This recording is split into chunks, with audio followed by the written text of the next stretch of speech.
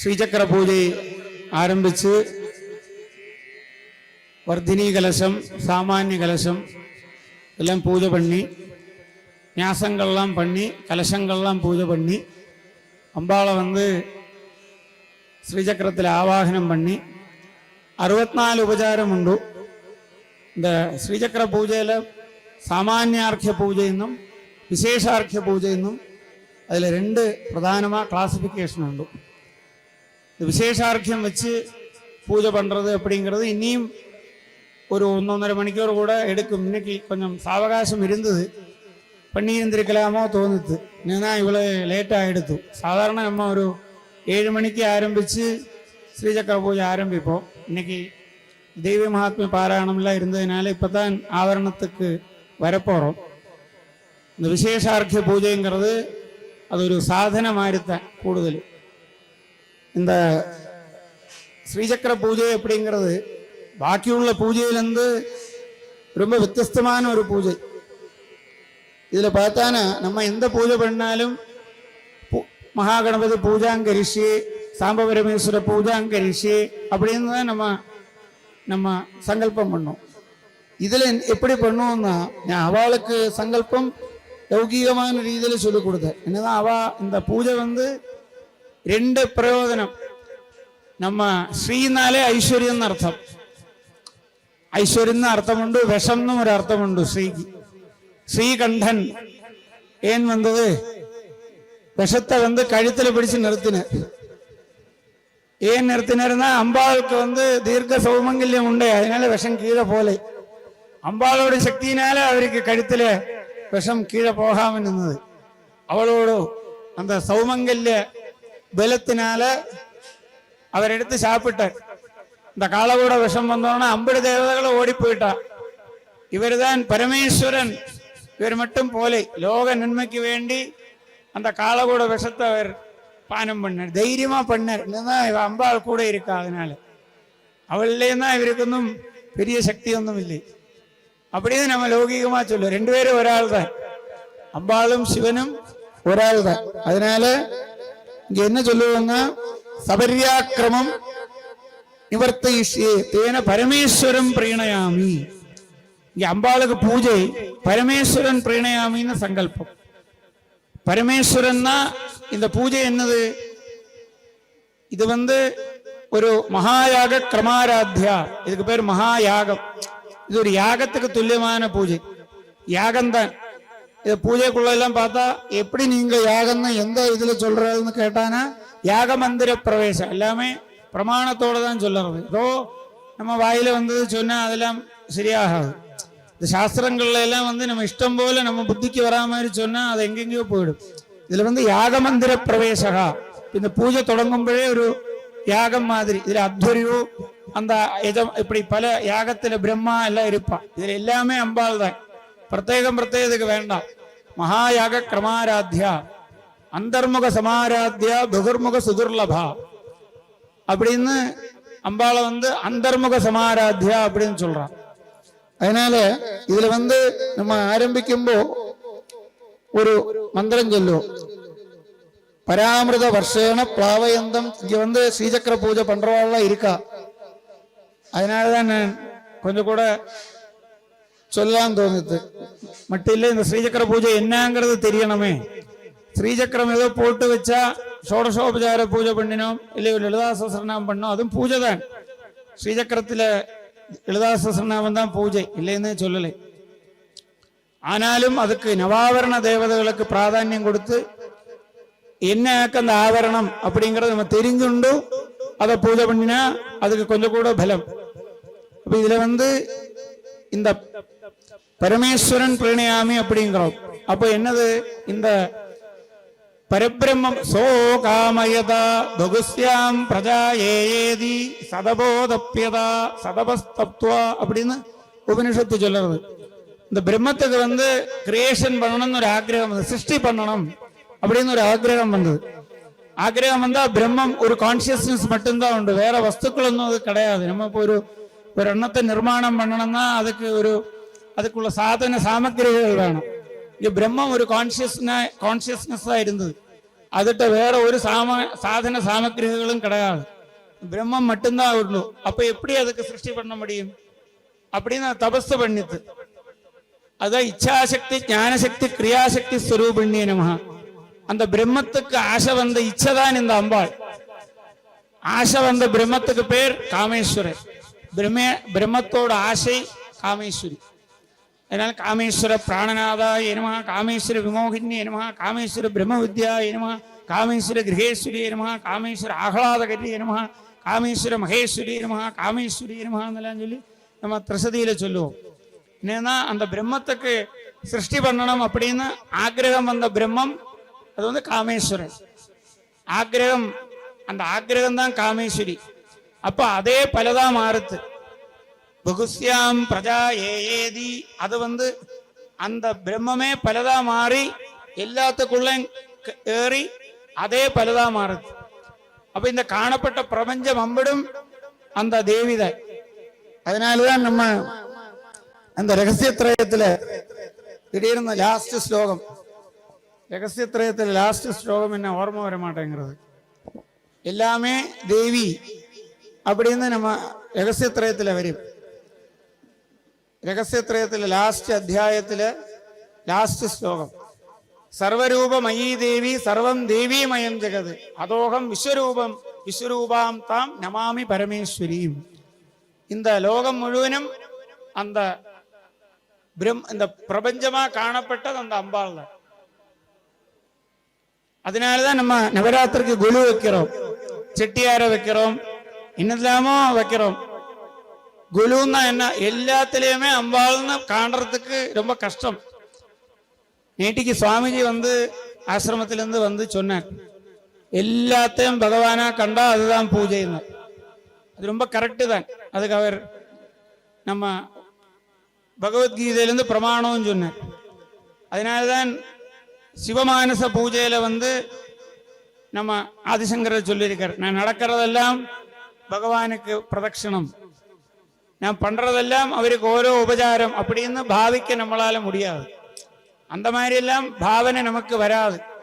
அதுக்கு ரொம்ப அட்வான்ஸ்டா இருக்கிறவாளுக்கு தான் அந்த மாதிரி பாவனை வரும். அப்போ அல்லாதவாளுக்கும் பாவிக்கணுமே, அல்லாதவாளுக்கு எப்படி பூஜை பண்ணணும் அப்படின்னா இதுல வருது. பராமிரத வர்ஷேன பிளாவயந்தம் சராச்சரம் சஞ்சிந்திய பரமாத்வைத பாவனா அமிர்த சேவையா மோதமானோ விஸ்மிருதான்ய விகல்ப விபவ பிரமஹ சிதம்புத்தி மகாபங்க சின்ன சங்கோஜ சங்கடஹ சமுல்லசன் மகாநாத லோகனோந்தர் முகாயனஹ மந்திரமய்யா மனோவிருத்தியா பரமாத்வைதமீஹதே சபர்யா சர்வபாவேஷு சாபரா பரிகீர்த்திதா அபராது பகிர்வஷ்யமான சக்கரார்ச்சனா விதிஹி பராபராஸ்ய பாஹ்யஸ்ய சித் ஓம்னி விலயஸ்பிருதா இத்தம் த்ரிதா சமுத்திஷ்டா பாஹ்யாபியந்தர பேததா. 3 രീതിയിലുള്ള பூஜையுண்டு அப்படிங்கிறான். என்னதுன்னா, ஒன்று வந்து நம்ம வந்து பாஹ்யமான பூஜை பரா பூஜை, ஒன்று வந்து அபரா பூஜை. அதான் அவர் சொன்னார், எல்லாமே பகவான பாவனோபனிஷத்துன்னு இருக்கு. நம்ம சரீரத்தையே ஸ்ரீசக்கரமா வச்சு பூஜை பண்றது அது பாவனோபனிஷத்துல. அந்த மாதிரி எல்லாருக்கும் பூஜை பண்ண முடியாது. അല്ലാത്തവാൾക്ക് ദ്വൈതം നമ്മ കാലമ്പറ കുളിച്ച് സന്ധ്യാവന്തനം പണി വിഭൂതി ഇട്ടുണ്ടു നമ്മ അനുഷ്ഠാനം പണി സന്ധ്യാവന്തനം പണി നമ്മ அப்ப துவைத பாவம் தான், நாம் வேற அம்பாள் வேற அப்படின்னு பாவனை பண்ணி பூஜை, அது வந்து அபரா பூஜை. அப்போ பராபரா 2 രീതിയിல நான் வந்து துவைதமா பாவிச்சு பூஜை பண்ணினாலும் நான் அத்வைதமா நான் பிரம்மமாக்கம் அப்படிங்கிற லெவலுக்கு நமக்கு வந்து அந்த லெவலுக்கு போறது நம்ம தெரிஞ்சுண்டா போறாது. தியரியா தெரிஞ்சதுனால ஒரு பிரயோஜனம் இல்லை. வேதாந்தம் எல்லாம் எந்த தியரி கேட்டானாலும் ஆன்சர் சொல்லப்பட்டவாயிருக்கா, எந்த கொஸ்டின் வேதாந்தத்துல கேட்டானாலும் எந்த பிரம்மசூத்திரத்துல எதுக்கு வேணுமானாலும் மீனிங் சொல்லுவான். அனுபவத்துல வந்திருக்கா, அந்த அனுபவத்துல எப்படி வரும்? கல்லு வந்து கங்கையில வருஷ கணக்குக்கு இருக்கும், அதுக்குள்ள ஒரு சொட்டு ஜல்லம் கூட உள்ள போகாது. கல்லு கங்கையிலே தான் கடந்தது. அது மாதிரி வேதாந்தத்தில் எந்த கிரந்தத்துக்கு அர்த்தம் சொல்லுவா, பாஷ்யம் சொல்லுவா, അതിനോട് இன்டர்பிரிட்டேஷன் சொல்லுவா, கிராமர் சொல்லுவா, எல்லாம் சொல்லுவா. அனுபவம் எப்படி கேட்டா அனுபவம் பிராக்டிக்கல் இல்லை, அது அனுபவத்தில் வரலை. இந்த அனுபவத்தில் எப்படி வரும், அதுக்குள்ள ஒரு விதிதான் இந்த ஸ்ரீசக்கர பூஜை. அப்போ இதுல இந்த ஒரு ஸ்லோகத்தை வச்சு ஸ்ரீசக்கரத்தை அம்பிடுமே சொல்லிடலாம். இது விகல்பம். விகல்பம் அப்படிங்கிறது நமக்கு ரெண்டு உண்டுன்னு தோணுறதுதான் விகல்பம். நமக்கு எப்போதுமே எல்லாமே இருக்குன்னு அப்படி தெரிஞ்சானா அப்புறம் ஒன்னும் நேடுறதுக்கு இல்லைன்னா அதோட தீர்ந்தது. ஏதோ நேடுறதை கொண்டுங்கிறது தான் பிரமை. அந்த பிரமை இருக்குந்தோறும் ஏதாவது பண்ணிட்டே இருப்போம். இப்ப அந்த பிரமை இல்லாம ஆகிறதுக்கு தான் இந்த ஸ்ரீசக்கர பூஜை வச்சிருக்கு. ஆனா அம்பாள் அந்த மாதிரி மட்டும் இல்லை. அவள் நம்ம ஆக்கிரகங்களை எல்லாம் நடத்தவும் செய்வள், நம்மளை ஹையர் லெவலுக்கு கொண்டு போகவும் செய்வள். அப்படி உள்ள ஒரு இது இந்த அம்பாளுக்கு மட்டும்தான் உண்டு. அதனாலதான் சக்கரராஜம். இந்த ஏன் ஸ்ரீ சக்கரம் அப்படின்னு சொல்றோம், சக்கரம் தான் அப்படி கரங்கிறது, எனர்ஜி உள்ளது, சக்தின்னு அர்த்தம். பாக்கி உள்ளதுக்குள்ள எந்திரம் தான் சொல்லுவோம். ஸ்ரீ சக்கரத்துக்கும் ஸ்ரீ எந்திரம் சொல்லுவோம். அதனால இதுக்கு மட்டும் ஸ்ரீ சக்கரம்னு ஒரு பேருண்டு. என்னன்னா இதுல சக்தி ஸ்வரூப, சக்தி ஆராதனம். மറ്റേതല്ല യന്ത്രം. യന്ത്രം தான் என்ன அர்த்தம், ஒரு இன்ஸ்ட்ருமெண்ட், மெஷின் அர்த்தம். இந்த பிரபஞ்ச சக்தியை இந்த ஸ்ரீசக்கரத்தில் இந்த பிரபஞ்ச சக்தி முழுவதும் இந்த ஸ்ரீசக்கரத்துக்குள்ள இருக்கு. என்னன்னா இந்த பிந்துஸ்தானம், அதுதான் அங்கிருந்துதான் கிரியேஷன் ஆகிறது. இந்த பிந்துஸ்தானத்துலேருந்து கிரியேஷன் ஆகித்தான் இந்த லோகம் வந்திருக்கு. அப்போ பிந்துன்னா அது ஒரு வித்து மாதிரி. அந்த வித்துலேருந்து வித்துக்கு பொட்டன்சி உண்டு, முளைப்பிக்கிறதுக்குள்ள பொட்டன்சி. அந்த பிந்துவிலிருந்து தான் இந்த லோகம் உற்பத்தி ஆச்சு. அப்போ இந்த ஸ்ரீசக்கரம் அப்படிங்கிறது இந்த பிரபஞ்சத்தை ரெப்ரசன்ட் பண்றது. அதுல ஆவரணம். நமக்கு ஆவரணம் அப்படின்னா அது ஓரோ தடசம், ஓரோ க்ளோசர் அப்படின்னு அர்த்தம். அந்த ஆவரணத்தை கடந்து அடுத்த ஆவரணத்துக்கு போகணும், அது அந்த ஆவரணத்தை கடந்து அடுத்த ஆவரணத்துக்கு போகணும். அப்படி பிந்துவில வர போறது. அப்ப நம்ம எல்லாருமே எங்க இருக்கோம், ஆദ്യത്തെ ஆவரணத்தில் தான் இருக்கும். அந்த ஓரோ ஆவரணத்தை பேதிச்சு ஆദ്യത്തെ ஆவரணம் தான் திரைலோக்கிய மோகன சக்கரம். இந்த திரைலோக்கிய மோகன சக்கரத்தில் தான் இந்த பிரபஞ்சத்தில் உள்ள எல்லாமே நடக்கிறது. அந்த திரைலோக்கிய மோகன சக்கரத்தை பேதிச்சு உள்ள போறதே ரொம்ப கஷ்டம். நம்ம ലോകത്തിലുള്ള 99.999% ആൾക്കാരാളും പഠിച്ചവാളും പഠിക്കാത്തവാളും எல்லாமே திரைலோக்கிய மோகன சக்கரத்தில் தான் இருக்கா. சூரியனை பார்த்தா சூரியன் பிரத்யக்ஷ தெய்வம் அப்படின்னு சாதாரண ஒருத்தன் பார்த்தாலும் சூரியனை பார்த்தா தொழுவன், சூரியன் பிரத்யக்ஷ தெய்வமாகும். படிச்சவா என்ன தேவா, சூரியனுக்குள்ள ஒரு சக்தி இருக்கு, அந்த சக்தி தான் இந்த லோகத்தை எல்லாம் பிரகாசிப்பிக்கிறதுன்னு தெரிஞ்சுண்டு சூரியனை தொழுவா. ரெண்டும் சூரியனை தொழுறதா. சாதாரண ஒராளும் சூரியனை தொழுவா. சூம் பிராணி பிரசவே, சகல சராச்சரங்கள்லயும் எந்த சக்தி இருக்கோ, எந்த சக்தியினால இந்த லோகமெல்லாம் பிரவர்த்திக்கிறதோ அதே சக்தி இந்த சூரியனுக்குள்ளே உட்காந்துருக்கு.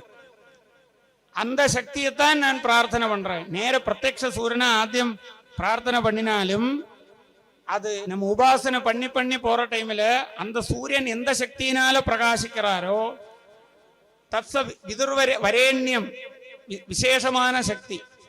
சூரியனை நான் பிரார்த்தனை பண்ணல, ஆദ്യം சூரியனை பிரார்த்தனை பண்றேன். அப்புறம் சூரியனுக்குள்ள எந்த ஒரு விசேஷமான சைதன்யம் இருக்கோ அந்த சைதன்யத்தினால இந்த லோகம் எல்லாம் பிரகாசிக்கிறதோ அந்த சைதன்யத்தை நான் பூஜை பண்றேன் அப்படின்னு நம்ம சொல்றோம்.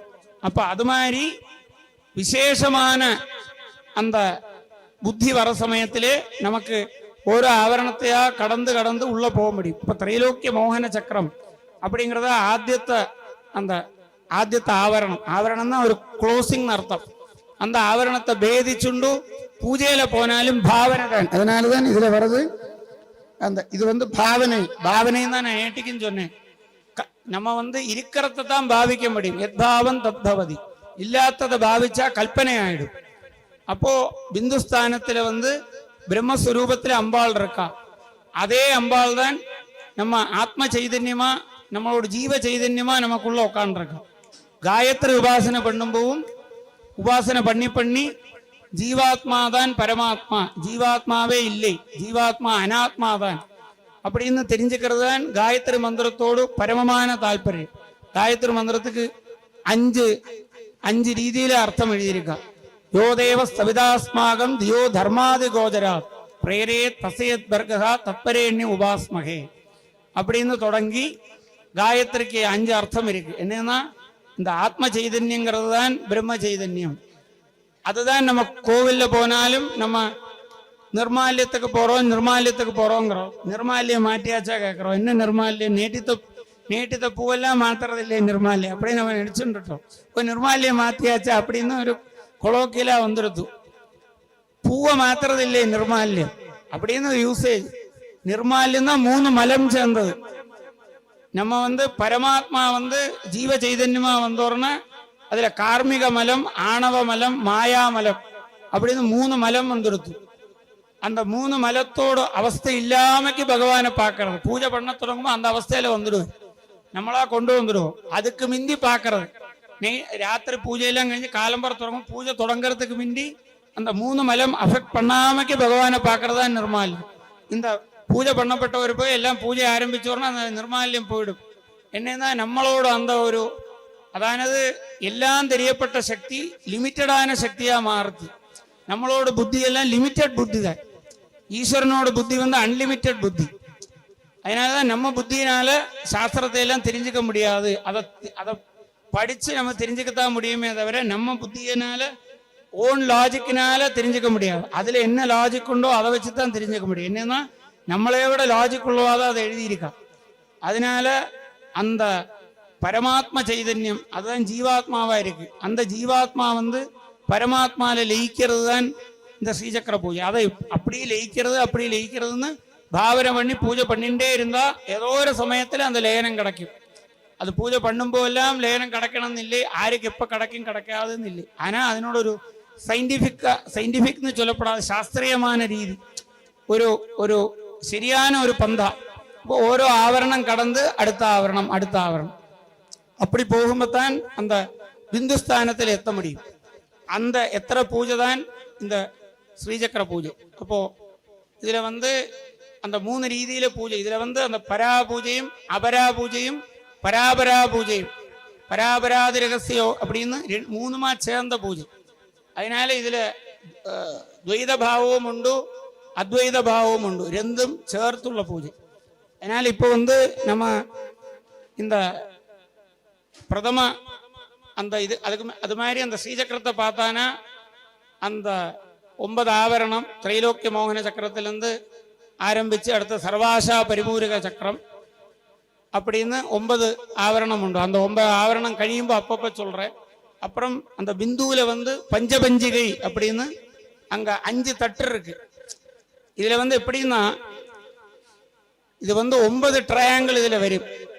5 ட்ரையாங்கிள் கீழே பார்த்துருக்கு, 4 ட்ரையாங்கிள் மேல பார்த்துருக்கு. கீழே பார்த்து இருக்கிறதெல்லாம் அம்பாள், 4 மேல இருக்கிறதெல்லாம் சிவன். இது 2ம் கூட அந்தந்த இடத்துல ஜாயிண்ட் ஆகிறது. அதுதான் இதனோட ஒரு விசேஷம். இதுல டோட்டலா நம்ம எண்ணி பார்த்தா 43 ட்ரையாங்கிள் வரும். சங்கராச்சாரியர் 44 எங்கிட்ட சௌந்தரலகரி படிச்சவாழெல்லாம் ஓர்மிச்சு பார்த்தா கிளாஸ்ல ஓரோ அர்த்தத்துக்கும் டீட்டெயிலா ஓரோ ஸ்லோகத்துக்கும் சொல்லியிருக்கு. 44ஆமത്തെ ட்ரையாங்கிள் அப்படிங்கிறது அந்த பிந்துஸ்தானத்துக்குள்ளே இருக்கு அப்படின்னு அவர் எழுதியிருக்க. அவரால் தான் எழுத முடியும். நம்ம எண்ணி பார்த்தா 43 எப்படி 44 வந்ததுன்னா இந்த பஞ்சபஞ்சிகையில எடுத்து பார்த்தா சங்கராச்சாரியர் 44ஆமത്തെ ட்ரையாங்கிள் எப்படி சொன்னார் அப்படின்னு தெரியும். இப்ப 44 பிந்துவும் கூட சேர்ந்து பிந்துவே பஞ்சபஞ்சிகை அங்கே ஒரு ட்ரையாங்கிள் இருக்கு. அந்த ஸ்டெப் பை ஸ்டெப்பா ஓரோ அந்த இதுலயும் தேவதைகள் இருக்கா. அதுக்கு அந்த பக்கம் அதிலேயே குருமண்டலம், அந்த ஸ்ரீசக்கர அந்த உபாசனையுள்ள குருமண்டல அந்த குருக்க பரமகுரு பராத்பர குரு அதுக்கு மேலுள்ள குரு எல்லா குருக்களும் அந்த பிந்துஸ்தானத்துக்கு கொஞ்சம் இந்த பக்கமா இருக்கா. இப்ப நம்ம ஆத்தியம் என்ன பண்ணுவோம்னா அப்புறம் அந்த பிந்துஸ்தானத்துக்கு அந்த சுற்றுமாயிட்டு அந்த நித்யா தேவதைகள் 15 நித்யா தேவதைகளும் 16ஆமத்தது அம்பாளும் சேர்ந்து அந்த நித்யா தேவதைகளும் இருக்கா. அதுக்கு மிண்டி நம்ம சதுராம் அந்த 4 இதுல கணபதி, சூரியன், மகாவிஷ்ணு, சிவன் 4 பேரையும் பூஜை பண்ணி அந்த அம்பாளுக்கு பிந்துவில பூஜை பண்ணி அப்புறம் அந்த குருமண்டலத்தை அந்த அந்த அந்த 15 திதி நித்தியர்களுக்கு பூஜை பண்ணி குருமண்டலத்தில் பூஜை பண்ணி அப்புறம்தான் அதம்படி நடுவில் நடக்கும். இப்போ இங்கேருந்து அங்கே பூஜை பண்ண முடியாது. நம்ம வந்து நம்மளோட ஸ்ரீசக்கரத்தை இங்கே வச்சு தான் பூஜை பண்ணுறோம். இந்த ஸ்ரீசக்கரத்தில் பூஜை அது இல்லாமல் இங்கே நடக்கும். அதனோட டீட்டெயில் அந்த ஸ்ரீசக்கரம் போட்டாச்சுனாலே அம்பாளோட சாநித்தியம் வந்துடும். எப்படி சிவலிங்கத்தில் ஆவாகனம் பண்ணாட்டானாலும் சிவனோட சாநித்தியம் உண்டு. நம்ம தான் பண்ணிக்கிறோம். நம்ம பஞ்சாதின பூஜையில் எல்லாமே அந்தந்த தேவதை சாநித்தியம் உண்டு. அது மாதிரி ஸ்ரீசக்கரம் போட்டாச்சுனாலே அம்பாளோட சாநித்தியம் அங்கே வந்துடும். நம்ம தான் பூஜா விதானத்தில் ஆவாகனம் பண்ணோம். அதாவது சக்கரம் வேற, மந்திரம் வேற, பூஜை வேற. 3 രീതിയിൽ நம்ம ஒரு வண்டி ஓட்டிக்குമ്പോൾ அதுக்கு இந்த வண்டி ஓட்டிக்க தெரியணும்னா கிளச் உண்டு, பிரேக் உண்டு, எல்லாம் தெரியாம வண்டியில ஏறி உட்காந்தா எங்கேயோ போயிடும். அது மாதிரி அதுல மந்திரம் இருக்கு, சக்கரம் இருக்கு, எல்லாம் அந்த அது 3 தெரிஞ்சிருக்கணும். சக்கரம் என்னது, மந்திரம் என்னது, பூஜா விதானம் என்னது. அப்போ இது 3 தெரிஞ்சு இந்த பூஜை பண்ணாதான் கொஞ்சமாவது அதுக்கு நமக்கு அதுல இருந்து டெவலப்மெண்ட் வரும். ஸோ அதனால நம்ம இப்போ நம்ம அம்பாளை ஆவாகனம் பண்ணி இந்த ஷோடசோபச்சார பூஜை தான் பண்ணி 64 இதெல்லாம் பண்ணி பூஜை பண்ணா, எங்காத்துல நான் பூஜை பண்ணா காலம்பரை பூஜை பண்ணா முடியும் சாயங்காலம் ஆகிடும். காலம்பரை 4 மணிக்கு பூஜை ஆரம்பிச்சா சாயங்காலம் 4 மணி ஆகும். சாயங்காலம் 3 மணிக்கு ஆரம்பிச்சா ராத்திரி 1 மணி 2 மணி எல்லாம் பூஜை ஆயிருக்கு. இப்படிதான் நடந்திருக்கு. ஸோ அப்படி பண்ணிட்டு இருக்க முடியும். எல்லாரும் போயிடுவா. அப்புறம் அடுத்த வருஷம் யாரும் வரமாட்டா, நீங்க மட்டும் பண்ணிட்டு இருக்கோம், எங்களால வர முடியாது சொல்லுவோம். அதனால எங்கெங்க கொஞ்சம் சுருக்க முடியுமோ அதான பூஜைக்கு லோபம் வராத ரீதியில நம்ம பூஜை பண்றோம். இப்போ வந்து நம்ம இந்த இது கீர்த்தனங்கள் அதானது அதை சொல்ல விட்டு போயிட்டேன். இந்த தீட்சிதர் நவாவரண கீர்த்தனம் அப்படின்னு எங்க ஆத்துல இந்த ஸ்ரீசக்கர பூஜை பண்ணிட்டு இருக்கும்போ எங்க ஆத்து கிட்டக்க ஒரு மாமி 9 ஆவரணம் வந்து பாடிட்டு போயிட்டு இருந்தோம். ஆத்து பக்கத்திலே இருந்த மாமி இப்ப இல்லை. நம்ம முரளி அண்ணாவோட ஃப்ரெண்டோட அம்மா காலடியில் இருந்தா. மாமி வந்து 9 ஆவரணமும் பாடுவோம். அப்படி எவ்வளோ பூஜை ஆத்துல நடந்திருக்கு. அப்புறம் தான் இங்கே பூஜை ஆரம்பிச்சோன்னா நம்ம ஆறு பாடுவா கண்டுபிடிச்சு பாடவீர சார்கிட்ட கேட்டார். அவர் ஆர்ட்டில்லாமோ கேட்டார். அப்புறம் ஹரி சொன்ன நானே பாடுவேனே. நான் அவருக்கே தெரியலை. நம்ம கையில் வெண்ணையை வச்சுண்டு தேடின மாதிரி ஆயிடுச்சு. அப்புறம் அவரே வந்து 2 வாட்டி ஹரி கிருஷ்ணா இவாலாம் நம்ம கரமனையில் உள்ள நம்ம சின்னதிலேயே தெரியறவா. இவா வந்து நம்ம கிளாஸ் குரூப்பில் இவாத்து மாமா இருக்கிறன்னு நினைக்கிறேன். அவளுக்கு வழியத்தான் ஒரு நாளைக்கு அவள் கூப்பிட்டா. அவளும் ஸ்ரீவித்யா உபாசகா வழக்கம். ஸோ அது ரொம்ப அப்படி உபாசகாலாக உள்ள வந்து பாடுறது ரொம்ப விசேஷம். அதனால அவள் லலிதா சஹஸ்ரநாமம் ஃபுல்லாக சிடி வீடியோ போட்டிருக்கா. இப்போ நான் அது எல்லார்ட்டையும் சொல்லிட்டு நம்ம குரூப்பில் போடலாம். கம்ப்ளீட் லலிதா சஹஸ்ரநாமம் கம்ப்ளீட்டாக ரெக்கார்ட் கொடுத்துருக்கா. திருவெங்காடு ஜெயராமன் சாரோடு சிஷ்யை. திருவெங்காடு ஜெயராமன் வந்து ரொம்ப ஆதென்டிக்காக பண்டெல்லாம் எங்கள் அப்பாக்கெல்லாம் தெரியும். இந்த இது நடக்கும்போ தியாகராஜ இது நடக்கும்போ சின்னையில் இவர் திருவெங்காடு ஜெயராமன் அப்படி சொல்லுவார். அந்த காலத்திலே எல்லா இதுக்கும் அவ ஃப்ரெண்டில் தியாகராஜ உற்சவத்துக்கு ஃப்ரெண்டில் இருந்து பாடுறதான ட்ரெடிஷனலான பாகவதர் பரம்பரையில் பெற்றவா. அவள் சரியான ரீதியில் நவாவரண கீர்த்தனம் தீட்சிதர் 9 அவர் பெரிய ஸ்ரீவித்யா உபாசகர் தீட்சிதர். ஒரு 9 ஆவரணத்தோடு தத்துவத்தையும் வச்சு அந்த தத்துவம் எல்லாம் பேசினா சாயங்காலம் ஆயிடும். அதனால 9 ஆவரணத்தோடு தத்துவத்தை வச்சு 9 கீர்த்தனம் ஒரு ஆவரணமா உள்ள போறதுனால திரைலோக்கிய மோகன சக்கரத்திலிருந்து ஆரம்பிச்சு சர்வானந்தமய சக்கரம் வரை உள்ள 9 ஆவரணத்துக்கு கீர்த்தனம் எழுதியிருக்கார். அதுக்கு முன்னாடி தியான ஸ்லோகம், தியானத்திலே சண்டி அப்படிங்கிற நம்ம சண்டிகா துர்கா பரமேஸ்வரி சண்டி. சண்டின்னா என்ன அர்த்தம்? கோபம் உள்ளவள் அப்படின்னு. பரபிரம்ம மகிஷி அப்படின்னு நம்ம சொன்னோமே. அந்த சண்டியை பிரார்த்தனை பண்ணித்தான் ஆத்தியத்த ஆவரணத்தில் போயிருக்கு. அதுக்கு முந்தி தியான ஸ்லோகமாக போயிருக்கேன். அதுக்கு முந்தி 1-2 கீர்த்தனம். அந்த கீர்த்தனம் எல்லாம் இப்போ பாடுற டைமில் நான் இந்த 4 இதுக்கு உள்ள பூஜை பண்ணி இது முடிப்பேன். அப்புறம் ஆவரணத்துக்கு வரும்போது ஓரோ ஆவரணம் முடித்து தூப தீபம் பண்ணுற சமயத்தில் அவள் அந்தந்த ஆவரணத்தை பாடுவா. பாடுறதுக்கு முந்தி ஏதாவது அந்த ஆவரணத்தை பற்றி சொல்லமானா நீங்களே நான் சொல்ல ஆரம்பித்தா நிற்காது. இல்லை நீங்கள் சொல்கிறது தான் நல்லது. நான் அந்த ஆவரணத்திலே நின்றுடுவோம். அப்புறம் பூஜை போகாது. இதே அப்புறம் சொல்லுவா பேசிகிட்டே இருந்தால் எப்படி பூஜை நடக்குன்னு சொல்லுவா. அதனால நம்ம இதில் போயிடலாம். நமஸ்காரம். இது வந்து இன்னைக்கு மிருதங்கம் வந்து ஸ்ரீகிருஷ்ணா. இது வந்து நம்ம குரு பரம்பரையில் பெற்றவர் ஆர் வைத்தியநாத சாரோட டிசைபிள். இப்போ வந்து one of the leading mridangist யங்ஸ்டர்ஸில் மியூசிக் அகாடமியில் அவருக்கு வந்து காம்படிஷனில் 2nd ப்ரைஸ் கிடச்சிது. 2 ப்ரைஸ் தான் கொடுத்தா.